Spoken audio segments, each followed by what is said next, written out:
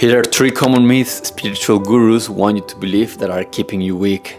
Now, if you look around, most teachers are the spiritual equivalent of doctors prescribing painkillers for every symptom instead of diagnosing the actual disease. Because it may help people feel better temporarily, but they will end up sicker long term. So, myth number 1, just think positive thoughts. If you haven't seen my video on toxic positivity, please watch it. In essence, positive thinking is often like rearranging furniture in a sinking ship.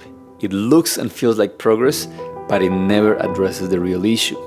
Like ignoring the sound of the engine and focusing on the nice view will only lead to accidents down the road.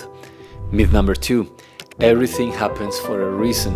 This packages negative situations as somehow divine happenings that carry some deeper significance. And this is true sometimes. But sometimes the reason is that you ignored all the red flags. Sometimes the reason is that you haven't done the work. Sometimes the reason is that you needed to feel pain to wake up to how misaligned your life is from what you truly want. So saying that everything happens for a reason puts the reason on the hands of God, when most of the time the reason something happens is because of you and your actions or omissions.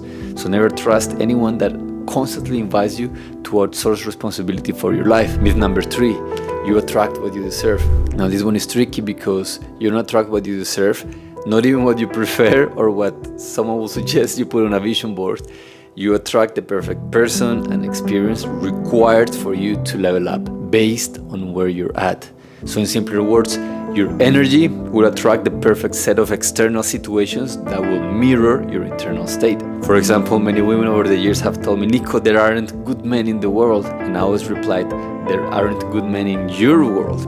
Because unless they took responsibility, nothing will change. Because it's easier to believe that we deserve better than it is to have the humility to recognize that we are drawing to us the exact match for the frequency that we are putting out. If we smell like flowers, we're gonna attract bees and hummingbirds. But if we smell like we're just gonna attract flies, and that's just nature. It has nothing to do with what we deserve or not, and everything to do with whom we are being. So before you blindly trust some positivity preacher or spiritual influencer, remember that spirituality is not about being happy, but about evolving and becoming whole.